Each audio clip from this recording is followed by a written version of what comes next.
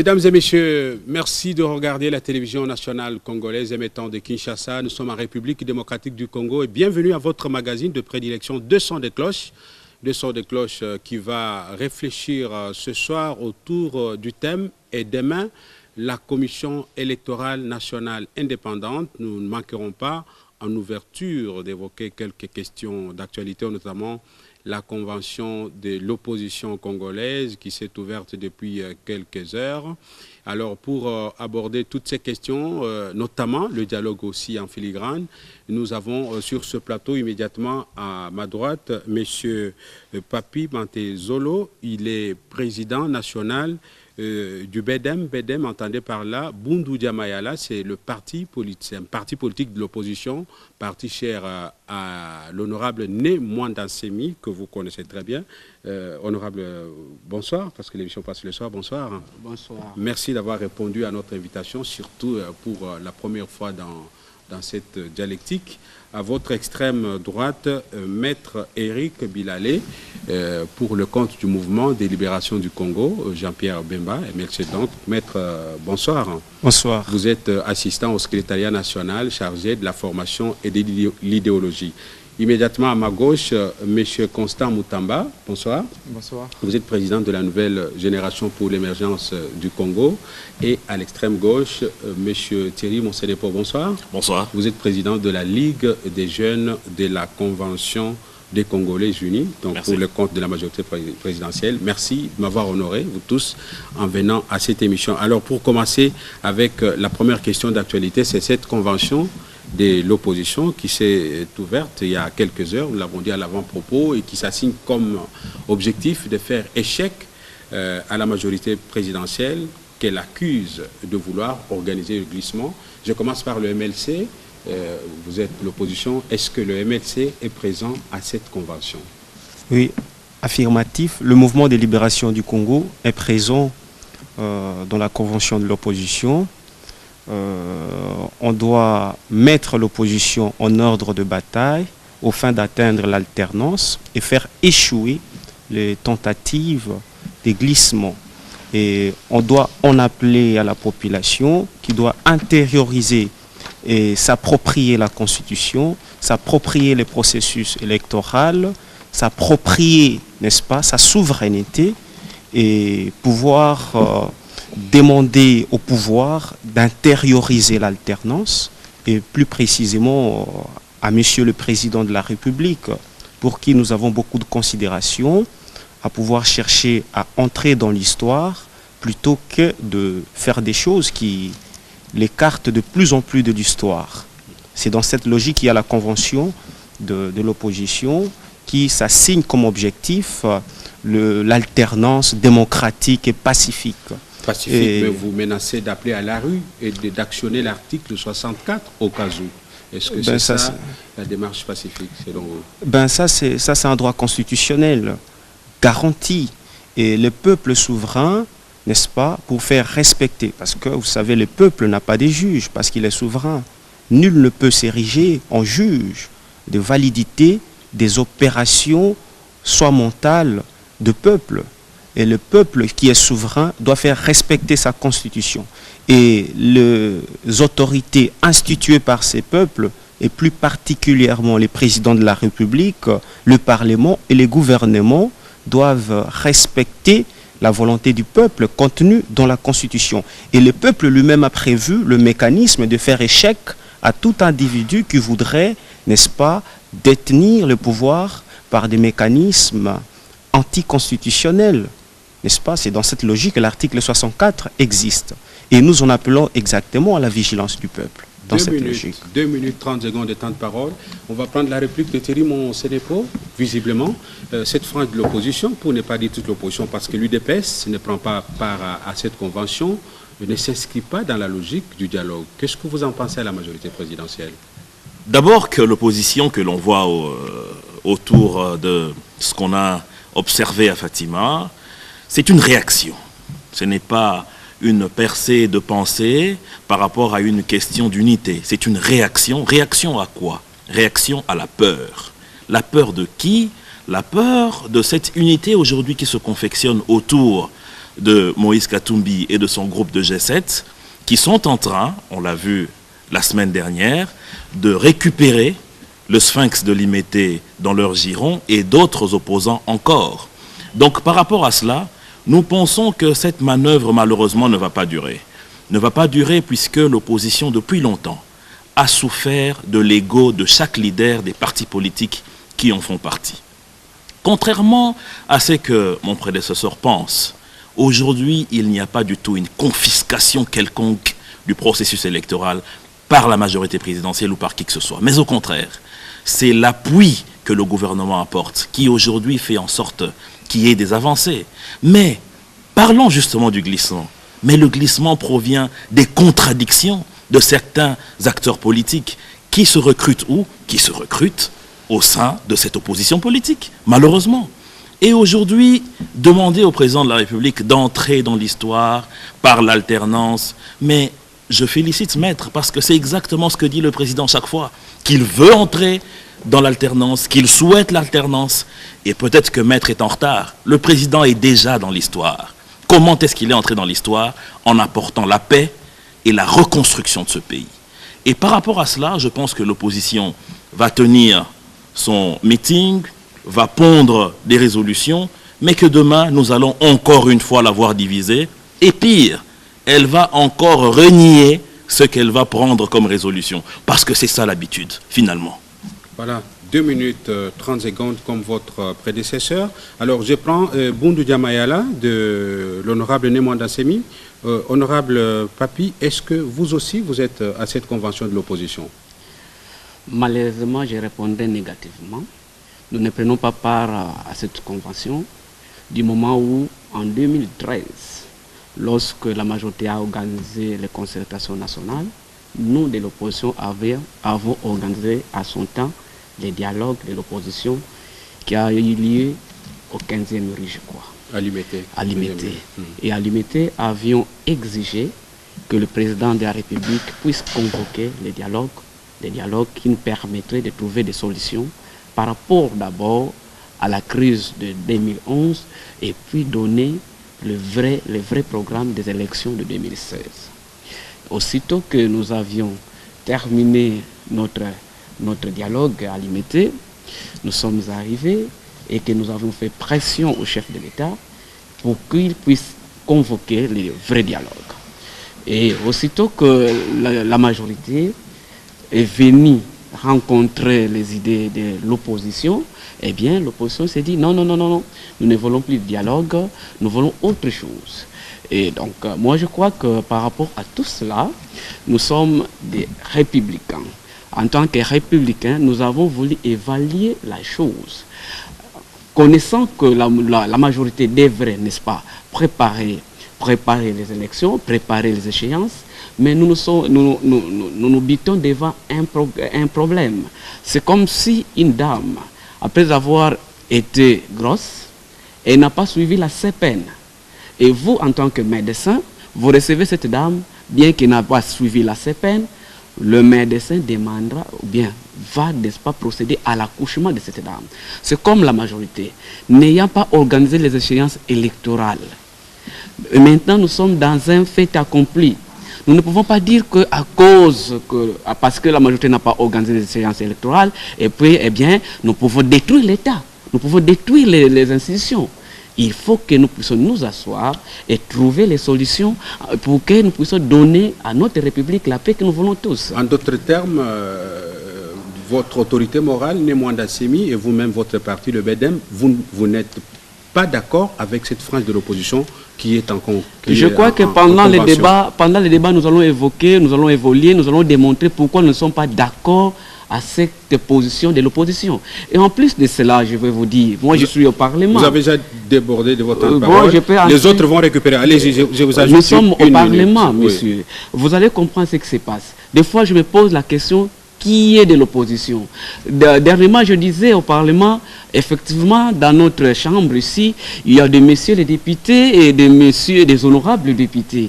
Vous allez comprendre qu'il y a un désordre caractérisé. C'est-à-dire, dès lors l'intérêt ou les intérêts des uns ne sont pas garantis, il devient contre une idée. Et nous avons été dans l'INC et alliés, par exemple, nous, de notre parti. Qu'est-ce que nous avons décidé? Si nous ne faisons pas partie du présidium, nous ne partons pas aux concertations nationales. Donc vous comprenez que la politique, parfois que l'opposition est en train de présenter devant la face du monde, elle n'est pas une politique pour les intérêts de la population, mais nous nous présentons comme si elle est pour les intérêts des individus. Voilà, 1 minute de plus, je vais en faire bénéficier aux autres. Alors, société civile, quelle est la lecture que vous faites de cette convention de l'opposition, d'une partie de l'opposition qui ne veut pas non plus du dialogue et qui souhaite que tout s'arrête en 2016, à la date échue par la Constitution en ce qui concerne l'organisation des élections, dont pratiquement les conditions techniques, financières et matérielles ne sont pas réunies.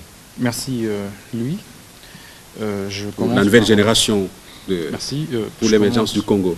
Je commence tout d'abord par saluer tous mes co-débatteurs sur ces beaux plateaux. Un peu de volume, là, oui. Sur ces fameux plateaux de son de cloche. De cette question, en fait, me vient à l'esprit quelques petits questionnements. En fait, est-ce que ces groupes, cette plateforme de l'opposition, qui ne représente pas en réalité toute l'opposition, puisqu'il faut le rappeler, pouvait-elle se réunir? Nous disons oui.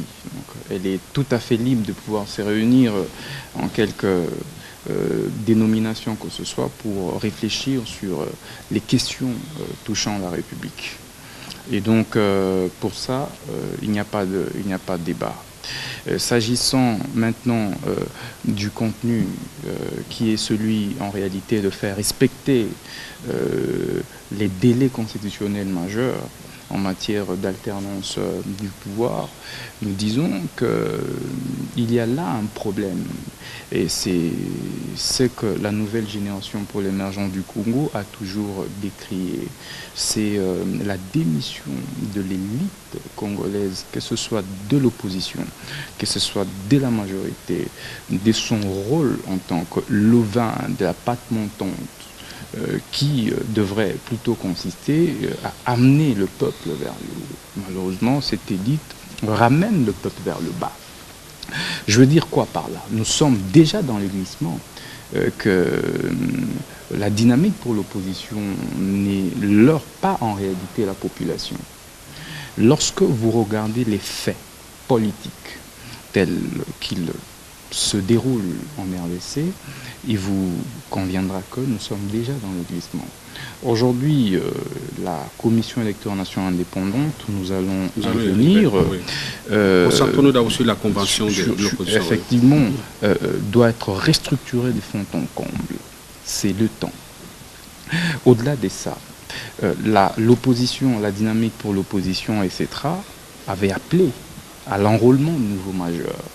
Je voudrais bien qu'elle revienne sur cette problématique. On y arrive. Et donc, en d'autres termes, vous ne trouvez pas la pertinence. Lorsqu'il faut revenir sur les préalables soulevés par la dynamique pour l'opposition et tout, nous disons que elle-même, cette opposition, avait déjà soutenu les glissements dans lequel nous nous retrouvons. Donc, à ce stade, il est quasi impossible de pouvoir prétendre dire que le délai constitutionnel serait respecté. À moins, effectivement, que l'on appelle à l'effusion du sang.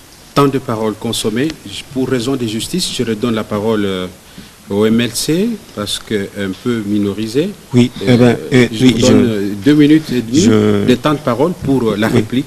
Oui, je voudrais revenir sur le fait que quand l'on se retrouve dans un plateau comme ça, analyser systématiquement et de manière ordonnée tout ce qui touche à l'État, on doit dire des choses en responsable et en homme d'État. En élite, on ne peut pas proposer, comme le feraient les charlatans, de la poudre de perlimpinpin pour sa société. On ne peut proposer que de la panacée.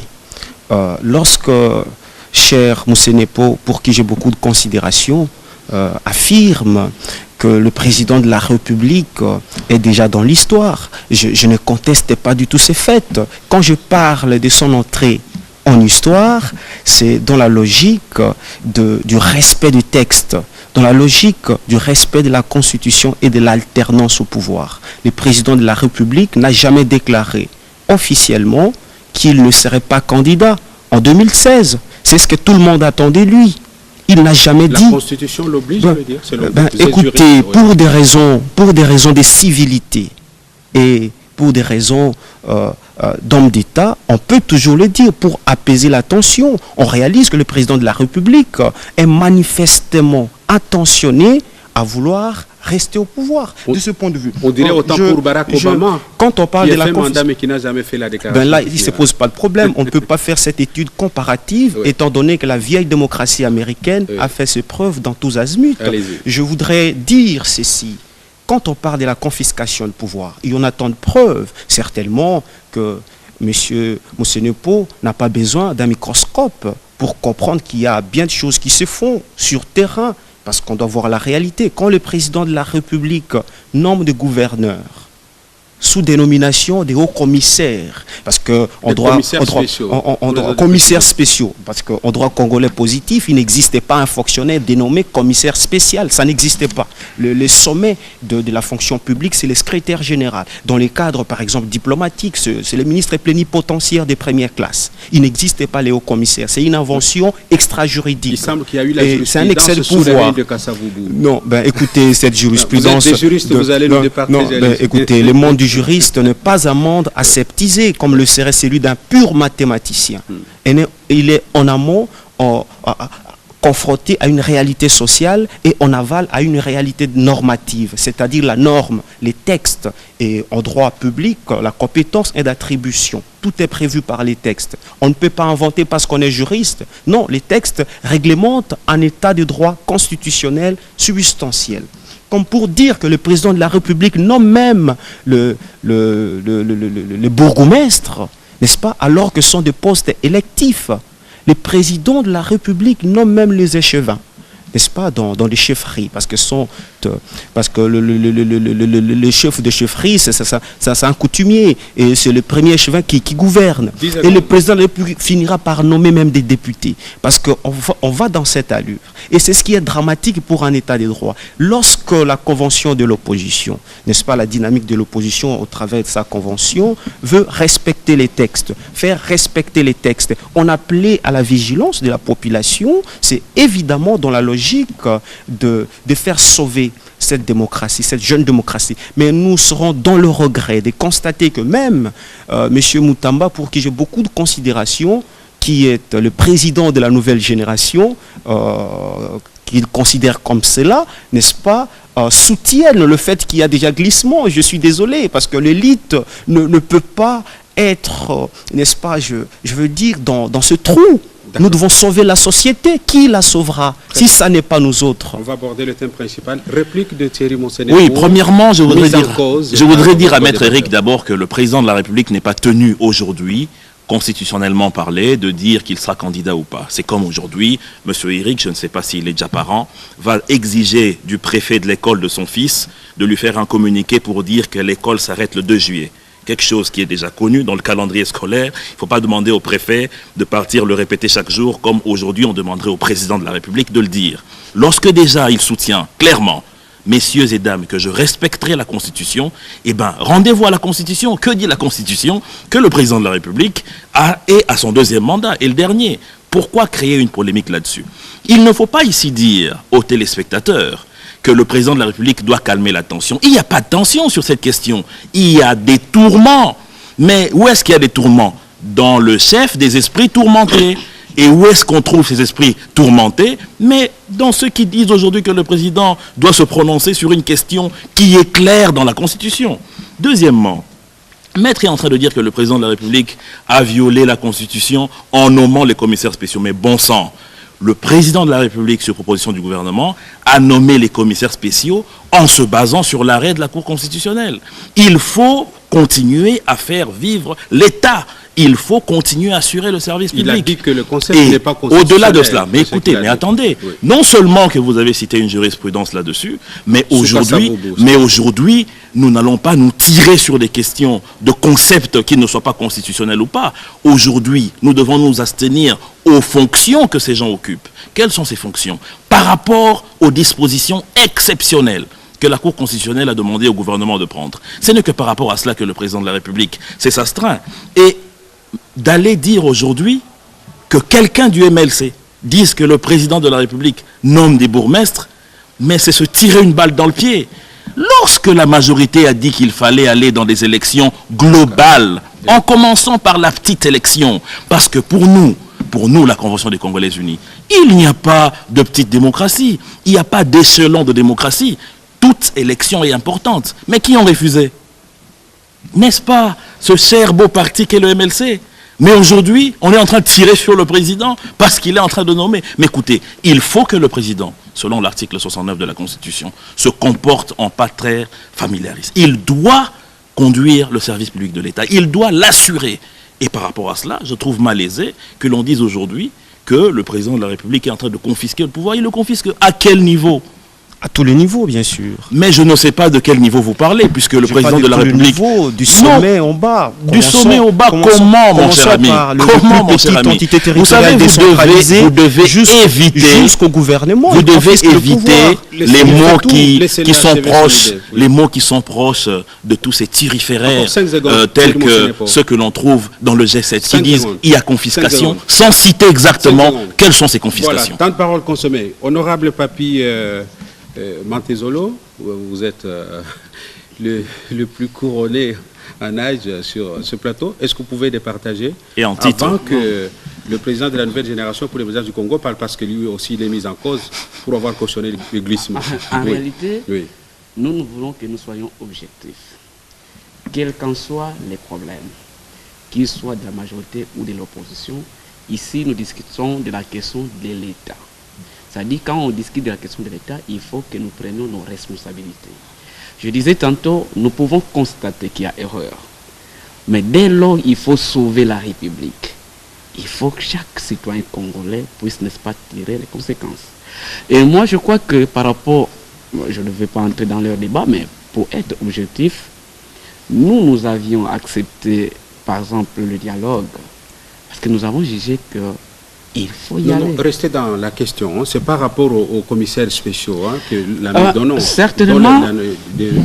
C'est ainsi que je suis en train de vous dire, mon frère, lorsqu'il n'y a pas élection, qu'il fallait élire, parce que nous avons voté la loi sur la programmation, tout ça, et qu'il n'y a pas eu élection. C'est là où vous voyez que le dialogue est très important. Si les acteurs politiques se sont retrouvés pour donner une formule ou une formulation à cette désignation des responsables des différentes provinces créées, on n'en arriverait pas là. Mais aujourd'hui, lorsqu'on appelle les responsables, ils se retirent. Alors qu'est-ce que vous voulez que le chef d'État fasse? Que la République se mêle. Nous croyons que lorsque les acteurs politiques refusent leurs responsabilités, eh bien le chef d'État, en tant que premier citoyen de la République, doit tirer les conséquences. Voilà. Alors, monsieur Constant Moutamba, vous êtes mis en cause pour avoir cautionné le glissement. En fait, quand nous vous invitons dans cette émission, je place à droite l'opposition, à gauche la majorité. Je ne suis pas dans vos têtes pour savoir ce que vous allez dire, mais si dans le débat il arrive que vous convergiez, les deux sons de cloche peuvent être en même temps consonants et dissonants, ça dépend. Allez-y. D'accord. Je voudrais ici apaiser mon ami Eric Bilalé pour dire que très rapidement on aborde la question de la CENI. La nouvelle génération du Congo n'a jamais cautionné un quelconque glissement que ce soit. Est-ce qu'on parle du glissement seulement pour l'élection du président de la République? C'est une question que j'adresse à mon co-débatteur. Je ne pense pas. Si nous devons voir les glissements qu'il y a au sein des partis politiques, au sein de toutes les institutions de la République, que fait l'opposition en réalité? C'est ça la question. Je voudrais bien ici revenir sur son parti politique et le MLC. Est-ce que la démocratie est respectée là-bas? on évolue. Concernant la nomination de commissaires spéciaux, je rappelle à mon co-débatteur Eric, le président de la République n'a jamais nommé des hauts commissaires spéciaux. Je pas dit ça. Le président a nommé les commissaires spéciaux conformément à l'arrêt de la Cour constitutionnelle. Du reste, donc c'est ça le fondement juridique. Absolument. Du C'est reste, ce qu'il en cherchait, réalité, en fait, oui. en réalité, cet arrêt, d'un angle de vue procédural, était inconstitutionnel. Je suis tout à fait d'accord avec lui. Cependant, malheureusement, dans notre ordre constitutionnel et juridique des choses, cet arrêt ne peut faire Appel, objet débat. d'aucun recours juridictionnel. bien sûr. Ni interprétation. Et donc, de ce point de vue, le président de la République était tout à fait dans le droit de pouvoir normaliser la marche des institutions de la République. Je rappelle à Eric qu'il y avait un imbroglio tel que les nouvelles provinces étaient devenues ingouvernables. Et qu'il est tout à fait salutaire que le président de la République nomme.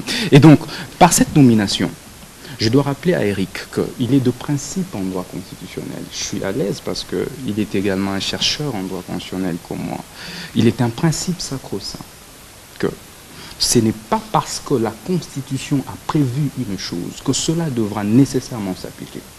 Ce n'est pas non plus parce que la Constitution n'a pas prévu une chose que cela ne devra pas s'appliquer. Ça veut dire que nous pouvons recourir à des pratiques pour pouvoir réguler la vie sociétale. Et ici, la nomination de commissaires spéciaux est extra-constitutionnelle. Et ça ne veut pas dire que c'est illégal, non. C'est extra-constitutionnel et donc il ne devrait pas être soumise, en tant que procédure bien sûr, à la censure de la Constitution parce que ces concepts ne devraient pas en réalité être repris dans la Constitution. Nous sommes donc en face d'une pratique qui régule la société, une pratique même constitutionnelle qui régule la société, mais sans que cela n'ait été expressément prévu. Très bien. Autre chose enfin, Très rapide. je rappelle à mon co-débatteur Eric que le président de la République n'a jamais nommé des échevins. C'est effectivement, il a parlé à terme d'hypothèse. effectivement, non, ce n'était pas, ce n'était pas des Ouais. hypothèses. Il a dit que le président a nommé des bourgmestres, a nommé des échevins. Je dois le rassurer que le président de la République n'a jamais nommé d'échevins. Il a dit que cela pourrait arriver dès lors qu'on a commencé avec les commissaires spéciaux. Hein. À moins que je l'ai mal compris. Il va se défendre, mais on va passer à un autre sujet. Et par-dessus tout, je dois rappeler à Eric que la décentralisation est un processus qui n'a pas encore été achevé.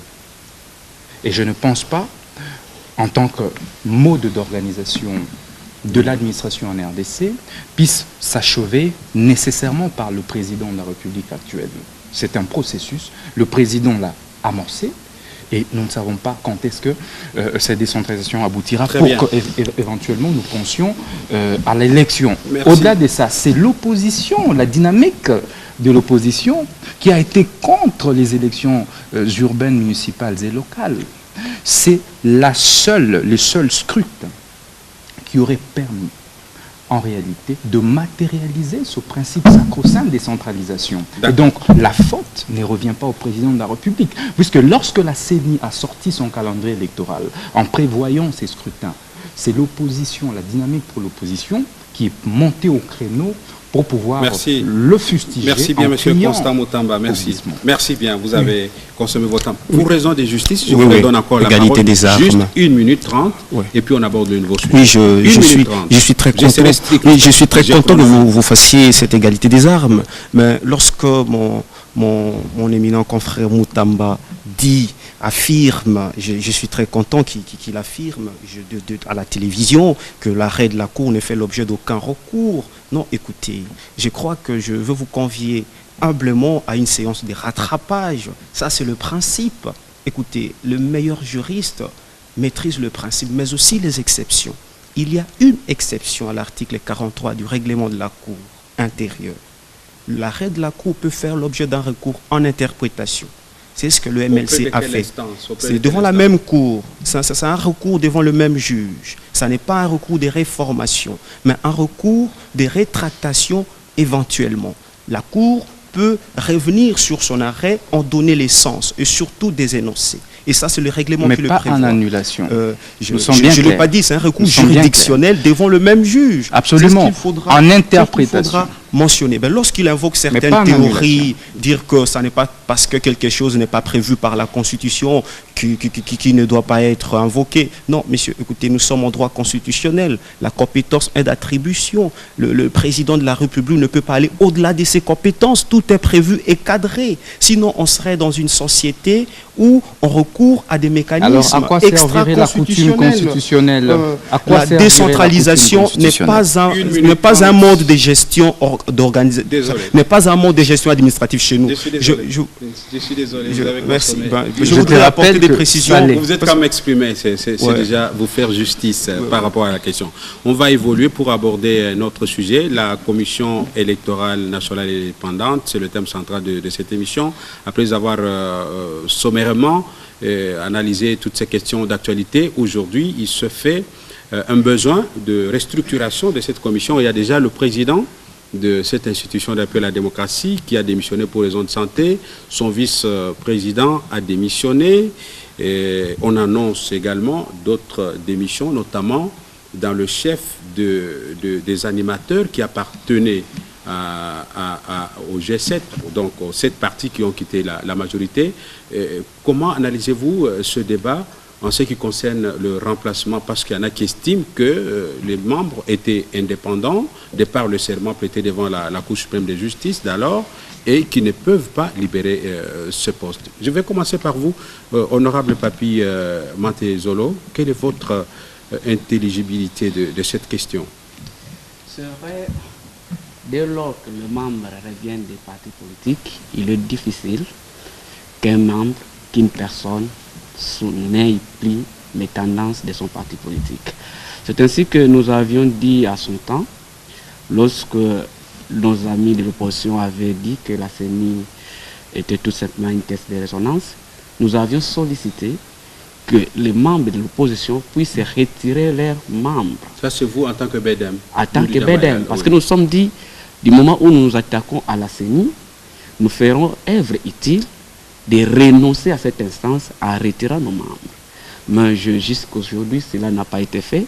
Et c'est ainsi que je salue le G7 qui a demandé à ses membres de se retirer. Mais jusqu'à aujourd'hui, si la CENI se tient à flot, c'est parce que... Pour votre information, vous avez dit le G7 a demandé à ses membres de se retirer, mais c'est plutôt le contraire. Madame la questeur de la CENI, qui est d'un des partis du G7, a refusé de rendre le tablier.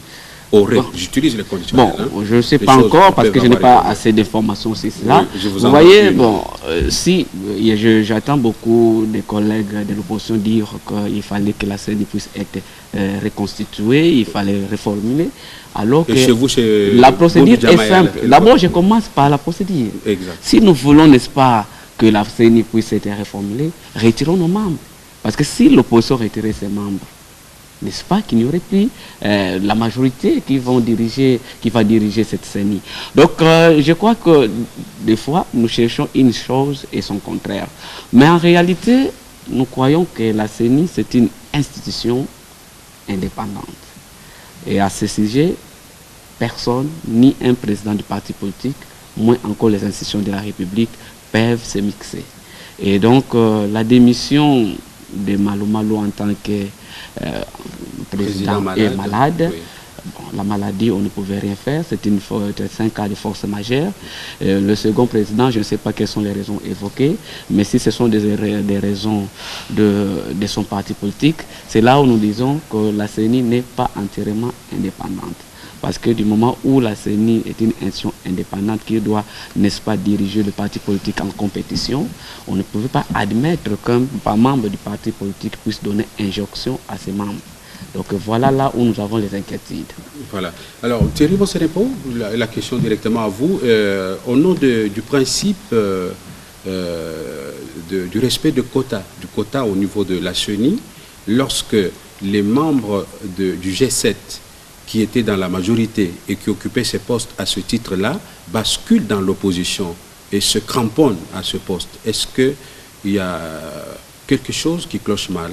Mais bien entendu, parce que vous savez, M. Louis-Dor, que depuis très longtemps, les pays africains, après qu'il y ait eu des organisations d'élections tenues par les ministères de l'Intérieur, ont opté pour les commissions qui puissent diriger les questions électorales. Et pour le cas de la République démocratique du Congo, la classe politique et les forces vives se sont mis d'accord pour qu'on ait une CENI politique. Par rapport à cela, il y a eu des répartitions claires. C'est-à-dire, on a 13, dont 6 proviennent de la majorité présidentielle, 4 de l'opposition et 3 de la société civile. Par rapport à cela, aujourd'hui, avec le basculement des partis qui ont confectionné le G7 aujourd'hui, on est dans un déséquilibre. Il est donc tout à fait normal que la majorité... Expliquez ce déséquilibre. Mais le déséquilibre aujourd'hui, c'est que nous sommes dans un cas de figure où on a 6 opposants contre 4 de la majorité. Parce qu'il y a des partis... La loi sur, bien entendu, ça viole même l'équilibre. Et par rapport à ça, la majorité présidentielle a raison de réclamer cela. Le MLC l'a fait. Vous vous souviendrez que le MLC l'a fait lorsque, à l'époque, le président de l'Assemblée, Olivier Kamitatou, a décidé de trahir, quand il a trahi le MLC, le chairman, Jean-Pierre Bemba, a même saisi la Cour suprême de justice pour demander, et la Cour suprême a été claire, que la conséquence logique, c'était qu'Olivier Kamitatou puisse partir. C'est comme ça qu'il a été remplacé par Thomas Louaka, à l'époque membre du bureau politique. Mais au-delà de cela, notre ami l'honorable Papi est en train de dire que la CENI n'est pas indépendante. Mais écoutez, il y a 2 choses qu'il faut vraiment essayer de séparer. La première, c'est qu'il y a cette sphère politique qu'on a au niveau de la CENI qui gère les thématiques, et puis il y a le corps technique de la CENI. Et ça, c'est pour désembrouiller ceux qui pensent que les démissions que l'on est en train d'observer vont avoir des conséquences sur le processus électoral. Pas du tout. Pourquoi? Parce que la CENI aujourd'hui a un secrétariat exécutif national qui dirige une dizaine de directions techniques qui continuent, c'est le cœur même de la CENI, c'est le cœur même de l'institution, qui aujourd'hui continue à mener les opérations, parce que les élections, ce n'est pas seulement prendre le bulletin et glisser dans l'urne. Les élections, c'est même tout ce qui s'est produit avant. Vous vous souviendrez, M. Louis-Dor, qu'en 2013 jusqu'en 2014, la CENI a dispersé près de 44 000 experts sur l'étendue du territoire pendant 3 mois pour répertorier et cartographier les différents bureaux de vote qui vont faire partie du processus prochainement. Tout cela, c'est grâce justement à ce bureau exécutif national qui est la pièce maîtresse de la CENI. Donc, tout ce que l'on observe, c'est les bonnes guerres. Vous avez vous-même très bien dit, et sur base de cela, je suis d'accord avec l'honorable, que le président de la CENI, pour cas de maladie, devait démissionner, mais pour celui du vice-président, il est libre, c'est un adulte. Il a le droit, personne ne peut le lui dénier, de pouvoir démissionner pour des raisons propres. Alors, faire porter cela sur le dos de la majorité ou d'une quelconque pression, je crois que c'est malsain. Donc, vous estimez, selon vous, que les membres du MCR et de l'ARC qui sont dans la CENI, pour avoir basculé dans l'opposition, doivent de droit. Mais c'est totalement logique. Est-ce que c'est votre point de vue? Non, ça n'est pas mon point de vue, malheureusement, parce que vous réalisez avec nous que c'est la majorité présidentielle qui jusque-là fait croupir la CENI dans la prison, n'est-ce pas, dans le carcan de non-déplacement, de non-mouvement. La CENI n'est pas libérée. Toutes ces tractations sont ficelées par la majorité présidentielle. Le MLC. Non. Bizarrement. De la CENI, les représentants du parti aussi. Tout le monde est là-dedans, M. Eric. Tout le monde est là-dedans. Même vous. C'est une question des journalistes. Est-ce que le MLC est dans la CENI? Oui, je voudrais dire ceci, monsieur le On est dans le même bateau, mon frère. L'avocat répond de manière concise. Écoutez, évidemment. Enfin, je vous écoute, allez-y. Pour ne pas perdre. Je ne vous accule pas, allez-y. Parce que la majorité présidentielle ne veut pas libérer la CENI. Vous voyez, par exemple, quand on finance seulement à 17% le budget de la CENI. C'est quoi cette histoire? Quand le gouvernement finance par exemple 151 projets, n'est-ce pas, hors budget. Là, vous êtes Sans hors, pour autant- vous êtes hors Ben, propos. écoutez, On va parler du budget de la CENI. Je voudrais Le d'abord, budget de c'est la au CENI. niveau de Mais la tout part de ça. restructuration. Tout part de ça. Oui. Si on donnait à la CENI les moyens, la CENI fonctionnerait. On ne donne pas à la CENI les moyens. On doit tout faire pour retarder les processus électoraux. Je repose C'est la ça, question. Est-ce l'objectif que de la vous majorité estimez que présidentielle. libérer les postes qu'on occupait au nom du quota obtenu pour une plateforme est une démarche logique? C'est ça la Oui, question. ça c'est une démarche cohérente. Je n'en disconviens pas du tout. Voilà. Ben, l'autorité qui a été envoyée garde aussi son indépendance. Si réellement elle est indépendante, cette autorité, la personne désignée par un parti politique, envoyée à la CENI, devenue indépendante, n'est-ce pas, parce que la démission c'est un acte unilatéral et discrétionnaire. On ne peut pas obliger, par exemple, le vice-président a été obligé, acculé par son parti, le PPRD, pour démissionner. Et les autres, ça je n'en sais rien, mais le plus important pour le mouvement de libération du Congo, c'est que l'on libère la CENI, que celle-ci pousse en avant le processus électoral, qu'on finance le processus électoral. Parce qu'il y a un budget qui est prévu pour ça. On doit financer la majorité présidentielle qui est au gouvernement, qui gouverne, doit financer les processus électoraux au fin d'aboutir aux élections libres, démocratiques et transparentes. Parce que c'est notre démarche. Bien. Et les élections les plus importantes pour nous, c'est D'accord. l'élection présidentielle, l'élection de gouverneur qui doit se faire. Encore une On fois, doit une élection de écarter sélection, l'hypothèse hein. de- Ça va, on va Une élection au menu. Vous allez départager en tant que juriste les deux amis par rapport à cette question. Est-ce que la CENI est-elle inféodée? Estimez-vous que libérer les postes qu'on occupait au nom d'un quota obtenu sur base d'appartenance à une plateforme est une démarche Absolument. légale? Absolument, j'en viens, mais je fais un petit bémol sur les inquiétudes de mon ami Éric Bilalé. Je vous le conseille. Vous savez, au nom de la on ne parle justice. pas, je ne pense Vous avez pas, 2 minutes de temps de parole. absolument, on ne parle pas ici des moyens alloués à la CENI, parce que des révélations ont été faites tout récemment que le gouvernement de la République mettait de moyens à la disposition de la CENI. Je crois que vous aviez suivi l'éloquente intervention de l'excellence Bahati Lukwebo. Donc nous parlons des cas de démission et remplacement éventuel, M. Bilalé. Au-delà de ça, je dois aussi vous rappeler que la CENI, au regard de la loi portant organisation et fonctionnement de la dite institution, est constituée des 3 composantes, opposition, majorité, société civile, dans le MLC. N'oubliez pas que, et là donc vous êtes en train de remettre en cause la crédibilité de vos membres que vous avez placés là-bas. Je vous rappelle que la CENI de 2011 avait comme patron aussi bien le MLC. Donc ne nous poussez pas, nous, peuple congolais, à pouvoir effectivement revenir sur cette triste histoire. Vous voulez donc, dire que le MLC porte aussi la responsabilité des absolument, contestations des élections de absolument, 2011? une très grande responsabilité. Nous ne voudrions pas ici Du seul fait de la revenir présence dessus. de Jacques Ndioli? Absolument. Il était vice-président de la CENI, c'était le quota du MLC. Nous revenons sur l'actuelle composition, le MLC y est. Dois-je ici rappeler à Éric Bilalé que la CENI est une institution indépendante et qu'elle devrait, en réalité, et elle n'est pas en réalité soumise à aucune intrusion ou je dirais immixtion de la part de la majorité au pouvoir. Sinon, on remettrait en cause leur crédibilité. Donc, je reviens sur votre question maintenant rapidement. Je pense humblement que 3 questions se posent. La première est celle relative à la représentation dont mon Sénépo a brillamment décortiqué. Donc la loi de 2013, de 2012 sur l'organisation et le fonctionnement de la CENI est claire. En fait, la majorité avait 6 personnes et l'opposition 4.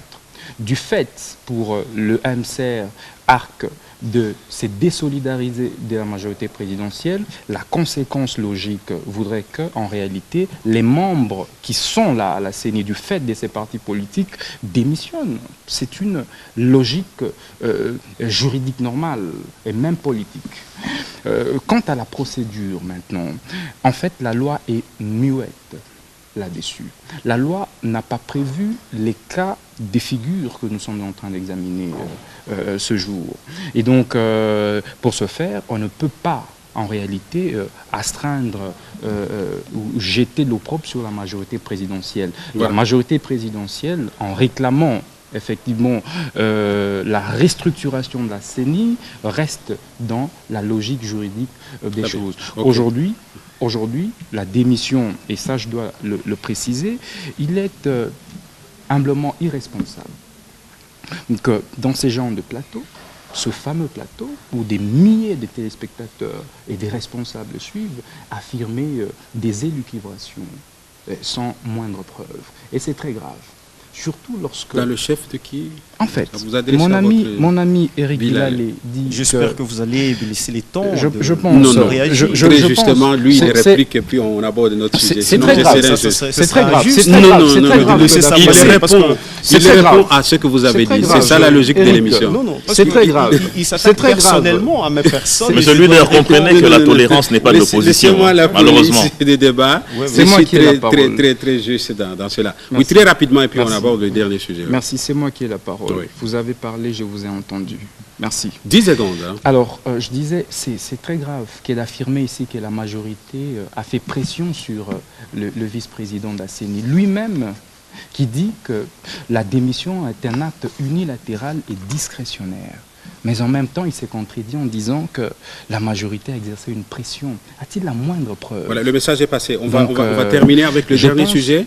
L'honorable Papi Mantezolo, vous êtes du mouvement Bundu Jamayala de Nemwanda Semi. C'est vous qui aviez milité, battu même campagne dans le Congo central pour le dialogue qui s'annonce très imminemment, sauf imprévu. Et vous préconisiez, vous, une voie de sortie un peu atypique avec une ossature institutionnelle. Je ne sais pas si je suis clair ou qu'il faut que je descende encore beaucoup plus bas. Vous proposiez un président avec, je ne sais pas, autant de vice-présidents. Est-ce que vous pensez que vous allez faire valoir cet argument au dialogue au cas où... Lorsque vous voulez aller dans un forum, n'allez pas mettre de il faut aller avec des opinions, avec des idées. Avec des recettes. Évidemment. Et que les autres membres qui vont constituer ces forums vont aussi venir avec les idées. Et chaque membre pouvait défendre les idées et les meilleures idées pouvaient même être amendées, soit les idées peuvent être amendées et trouver les bonnes solutions. Donc nous croyons que pour n'est-ce pas, aller dans la paix et atterrir en douceur, il fallait qu'il y ait dialogue. Et si dialogue il y a... Qui aura lieu. Oui, évidemment. Nous avions proposé, comme un État est constitué par 3 forces, il y a la majorité, il y a l'opposition, il y a la société civile. Que chaque force puisse déléguer un responsable au sommet de l'État, soit la majorité pouvait donner le chef de l'État, l'opposition pouvait donner, quelle que soit la qualification, si c'est le vice-président ou sur le premier ministre, et que la société civile pouvait vous prendre un ou autre responsable, je ne sais pas à quel niveau et à quelle qualification. Mais qu'il y ait les trois forces représentées au niveau du sommet de l'État afin de permettre à chaque responsable de veiller à l'organisation des élections. Parce que si dialogue il y a et que les recommandations assorties du dialogue nous menaient à une formation d'un gouvernement consensuel, ce gouvernement aura des missions. Et pour nous, nous croyons que la mission principale de ce gouvernement serait l'organisation des élections crédibles. Voilà pourquoi nous avions proposé cette transition par rapport plutôt après dialogue. Donc nous soutenons le dialogue, nous soutenons la formation d'un gouvernement consensuel qui aura pour mission de préparer les élections futures. Très bien. Thierry Montenepo, pensez-vous que la présence de l'UDPS dans ce dialogue représente quelque chose pour la nation congolaise, étant donné le poids politique de ce parti, mais aussi le charisme de son président national, Etienne Tshisekedi, en dépit du fait qu'une frange de l'opposition s'est mise à marge? Bien entendu qu'il est nécessaire, surtout en ce qui concerne la gestion du pays, que l'on puisse mettre tout le monde d'accord. Vous savez, le chef de l'État, des fois, il se comporte comme le pasteur de la Bible, qu'il peut y avoir 100 brebis, mais lorsque l'un d'entre eux est parti, il va aller le chercher. Il est nécessaire aujourd'hui que nous puissions aller à ce dialogue. Ceux qui disent aujourd'hui qu'on ne doit pas aller au dialogue, c'est simplement parce qu'on leur a dit, messieurs, ce n'est pas un lieu où on va partager des postes. Il y a de ceux qui ont exigé pour qu'ils viennent participer, d'être Premier ministre avant, malheureusement. Parce qu'aujourd'hui, nous avons un problème en ce qui concerne le processus électoral. La CENI, aujourd'hui, a 3 grands ennemis, M. Luder. Le premier, c'est le temps. Parce qu'il faut reconnaître et il faut savoir prendre ses responsabilités en main. On a exigé à cette CENI un calendrier global. Ce calendrier est sorti, mais il n'a été soutenu, surtout pas par l'opposition et par une frange de la communauté internationale. Deuxièmement, ce temps doit être réglé comment? Il faut lever des options. Est-ce qu'on va aller vers l'enrôlement des jeunes mineurs, des nouveaux majeurs? Ouais. Si on le fait, il faut savoir qu'il y aura des conséquences en ce qui concerne les élections. Il faut être réaliste. Et pourtant, le calendrier global qui avait été publié prévoyait cette question d'enrôlement. Deuxièmement, au-delà de la question du temps, c'est les moyens. Ça m'étonne que M. Eric dise que le gouvernement ne donne pas des moyens à la CENI. Mais c'est rigolo. Le gouvernement donne des moyens à la CENI. La CENI a 3 modes de financement. Peut-être pas suffisant. 3 modes. Le premier, c'est les rémunérations. Aujourd'hui, il n'y a aucun retard en ce qui concerne les rémunérations du personnel qui travaille à la CENI. Non, les moyens sont l'organisation des élections. J'y arrive, M. Leader. Oui. Le deuxième, c'est en ce qui concerne le fonctionnement. Et là-dessus, le gouvernement assure parce que la CENI fonctionne et travaille. Et le troisième, c'est les opérations. Oui. En ce qui concerne les opérations, depuis 2013, le gouvernement a aligné une ligne budgétaire en ce qui concerne le processus électoral. Sinon, dites-moi comment est-ce que la CENI allait réussir à déployer les 44 000 experts dont je viens de vous dire, comment la CENI allait réussir à faire l'audit interne et externe par les experts de l'OIF, comment la CENI allait réussir aujourd'hui à travailler sur ce qu'ils sont en train de faire en répertoriant les villages et les localités. Sans compter que dans le prochain budget, toujours en ce qui concerne les opérations, il y a les 600 millions qui sont prévus pour les élections. Et parlons justement des financements, du financement de la CENI. Il y a 3 modes. Il y a le gouvernement, il y a les partenaires qui jusqu'à aujourd'hui continuent à traîner le pas, et ça c'est la loi qui le dit, c'est pas moi. Et le troisième, c'est des legs. On apprend qu'il y a un membre d'un groupe G8 ou je sais pas G7 qui se dit milliardaire, mais il y a des legs. Si vraiment il aime autant le Congo, mais qu'il donne des legs, comme l'a fait Carlos Slim au Mexique, qu'il donne. Là, on croira réellement qu'il est milliardaire. Et le troisième, c'est la volonté politique. Le troisième ennemi. Et ça, c'est l'ennemi le plus dangereux. Parce que la volonté politique, quand ça n'y est pas, on ne peut pas avancer. 2 secondes. Et on voit qu'il n'y en a pas dans le chef de l'opposition qui, chaque jour, veut tout et refuse tout. 2 secondes. Mais moi, je crois que vous devez être l'église au milieu du village, parce que là, apparemment, l'opposition, évidemment, je vous ai désigné pour vous donner la parole, vous ne l'aviez pas demandé. Évidemment. Je vous donne des répliques. Évidemment, je voudrais chemin faisant, oui, écoutez, parce que c'est très important. Je ne voudrais pas. Je pose la question, parce que vous, MLC, vous êtes opposé au dialogue. Quelle est l'alternative que vous proposez au peuple congolais qui vous regarde? Je vais proposer tout à l'heure, mais avant tout, je voudrais, conservant mes minutes, dire que M. Moutamba, pour qui j'ai beaucoup de considération dans son expression publique, je vais conclure en répondant à M. Thierry et Moutamba. En gérant votre temps. Évidemment. Lorsque on s'attaque personnellement à des gens dans un plateau de télévision, et on frise de la légèreté politique.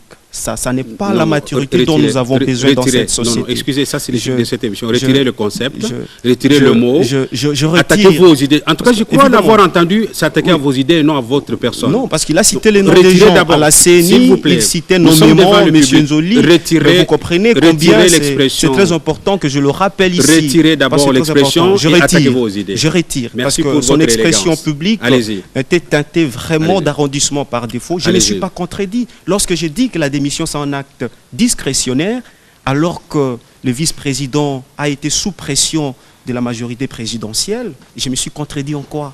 Parce que vous n'avez pas donné des preuves de ce que vous avez dit. Il a demandé des preuves, mais il ne peut pas dire que je me contredis. Parce que j'évolue dans mon raisonnement. Allez-y. Parce que c'est très important. On ne peut pas affirmer des choses parce qu'on est responsable sur un plateau, citer nommément les gens, ça n'est pas élégant et ça n'est pas civilisé. Je voudrais dire ceci. Le mouvement de libération du Congo, n'est-ce pas, pense, comme une autre frange de l'opposition importante, n'est-ce pas, que le dialogue, c'est une diversion. On doit arrêter de distraire. Il y a eu des concertations qui ont ressorti plusieurs recommandations qui n'ont jamais été appliquées. Et les dialogues, n'est-ce pas, veut faire en fait distraire la population, alors qu'on a besoin des élections. Et nous nous attelons sur la résolution 2021 qui privilégie les élections. le gouvernement doit mettre à la disposition de la CENI de l'argent pour l'organisation des élections. C'est aussi simple que ça. Et notre position, n'est-ce pas, elle est une position vraiment cohérente qui est en phasage avec la pensée actuelle de la population congolaise. Le peuple congolais attend les élections, attend l'alternance. S'il n'y a pas élection dans le temps, ben pourquoi pas? Pourquoi pas? Parce que nous devons respecter la Constitution. Nous devons respecter scrupuleusement la Constitution. La Constitution, c'est ce qui nous constitue. C'est fondamental. On doit respecter la Constitution. C'est la logique du mouvement de libération du Congo. Si la dynamique de l'opposition ne veut pas aller au dialogue, c'est simplement parce que ce dialogue veut cautionner, n'est-ce pas, le glissement, veut cautionner tout ce qui est de tristes mémoires dans notre pays. Dans l'histoire de notre pays, nous avons connu des dialogues, nous avons connu des conférences, nous avons connu, et dernièrement, les concertations nationales. C'est lié à l'ADN qui n'ont abouti. Non, non, écoutez, il y a des gens qui veulent nous imposer cet ADN. Et le mouvement de libération du Congo ne veut plus de ces choses-là aux côtés d'une frange de l'opposition importante. Même les G7, je ne voudrais pas ici dire que nous partageons à tout le niveau le point de vue des G7. Mais dans une certaine mesure, ils pensent aussi qu'il ne faudrait pas aller au dialogue. On ne peut pas faire peur parce que non, nous sommes aux côtés des armes de la population. Nous faisons armes avec la population. Votre temps de parole. Et le peuple doit subir une mobilité sociale progressive. Alors, en un mot, c'est l'objectif du mouvement. Pas choisir, mais subir. Maître Eric, non, parce que notre action politique doit avoir comme conséquence sur le bien-être de la population, sa mobilité sociale progressive. Très bien. Même si tout le monde n'est pas capable d'entrer dans les affaires et de gérer la société. La tolérance n'a jamais été de l'opposition, malheureusement. Merci beaucoup, merci. Alors voilà, vous n'avez pas proposé, en 2016, s'il n'y a pas élection, faute des moyens, qu'est-ce que le MLC propose? Qu'est-ce qui va devenir? Nous n'imaginons pas ces hypothèses, mais si par impossible que ces choses arrivent, écoutez, c'est le peuple qui va trancher. Merci. Et il n'a pas de juge. Voilà, vous allez vous savez, dire un mot. Pas d'injure, hein, parce que lui, il a retiré l'expression que j'avais trouvée choquante pour vous. Merci. Donc n'y revenez plus, je vous en prie. Que, par élégance. Je crois que quand je viens assister à ces genres de débats, c'est avec maturité. Donc, je me suis toujours refusé de débattre pour éviter justement ces genres vous êtes des avocats, des juristes, vous êtes habitués à cette dialectique. Bref, je voudrais pas qu'on fasse du coq à l'âne sur ce plateau. Parlons idée contre idée, argument contre argument, et non individu contre individu. Donc je reviens sur la nécessité ou l'opportunité du dialogue. Je pense que nous devons être réalistes. Hier, Nogec était contre le dialogue. Je dois le dire, nous avions fait déclaration là-dessus. Pourquoi? Parce que nous estimions que ce n'était pas opportun. Mais au fil de vous manquez de constance. Non, vous n'avez pas la parole, s'il vous plaît. Tolérance. Au fil des temps, nous nous sommes aperçus que nous sommes en réalité déjà dans le chaos. Nous parlons enrôlement nouveau majeur, nous parlons financement des élections, nous parlons restructuration de la CENI. En fait, en réalité, c'est des faits réels qui nous plongent dans le glissement. Voilà pourquoi j'ai dit que l'élite devrait éviter de continuer à se draper les oripeaux d'une espèce de donneur de leçons, des fourvoyeurs de la population. Et selon vous, déjà, la nouvelle génération, quelle est la question majeure qu'on pourrait aborder au dialogue? Écoutez, nous sommes déjà dans le glissement. Oui. Nous devons éviter les élections chaotiques, précipitées de 2011, en organisant un dialogue inclusif, vrai, qui évite effectivement le partage du pouvoir. Et comme point, la nouvelle génération pour l'émergence du Congo, vous savez qu'elle a lancé une pétition pour la révision de l'article 10 de la Constitution, afin que soit consacrée en RDC la double nationalité, qui devient aujourd'hui un fait de société, et donc dont la thérapie juridique est aujourd'hui nécessaire. Et nous proposons, nous suggérons en réalité que la question de la double nationalité soit une fois de plus, débattu. Parce que la 61e résolution des concertations nationales avait prévu le principe de l'irrévocabilité de la nationalité congolaise d'origine. Au-delà de ça, effectivement, nous pouvons mettre sur la table les moyens pour mieux organiser les élections. Moi, je me dis, quels que soient les temps que cela pourra prendre, aussi longtemps que les élections seront organisées en RDC. J'ai des annonces, l'émission. Pour terminer, effectivement aboutir à l'installation des institutions de la République de manière apaisée, évitant ainsi l'effusion de sang des Congolais qui a déjà assez coulé, je crois qu'il ne se pose aucun problème. Ceux qui s'opposent au dialogue, il est bien clair que c'est pour des raisons de positionnement politique. Merci d'être au cœur, M. Constant Moutamba, d'avoir été à cette émission. Merci également à Thierry Monsenepo. C'est moi qui vous remercie. Merci. Vous êtes président de la Ligue des jeunes de la Convention des Congolais Unis, CCU de Lambert Mende Malanga. Merci. Monsieur Constant, je précise que vous êtes le président de la nouvelle génération pour l'émergence du Congo. À ma droite, merci, honorable Papi Mantezolo. Vous êtes, vous, président national de Bundu Diamayala, parti cher à Nemwanda Semi. Merci de nous avoir honorés en venant pour la première fois sur ce plateau de Leçons de cloche. Nous aurons l'habitude. Je m'en voudrais si je ne disais pas très sincèrement merci à Maître Eric Bilalé. Vous êtes de l'opposition, pour le compte bien entendu du mouvement de libération du Congo, déjà Pierre Bemba. Merci d'avoir enrichi de votre couleur l'arc-en-ciel de ce soir dans le cadre de cette émission de Son de Cloche, dans l'espoir de vous retrouver dans ce format pour un autre numéro. D'ici là, mesdames et messieurs, portez-vous très bien. À vous de tirer chacun la leçon de tout ce qui a été dit sur ce plateau. Merci de nous suivre sur YouTube et laissez vos commentaires sur notre compte Facebook. Nous sommes très attentifs à vos remarques et suggestions. Au nom de toute l'équipe qui m'a tenu compagnie ce soir, je vous dis très sincèrement merci. Portez-vous très bien chez vous. Au revoir.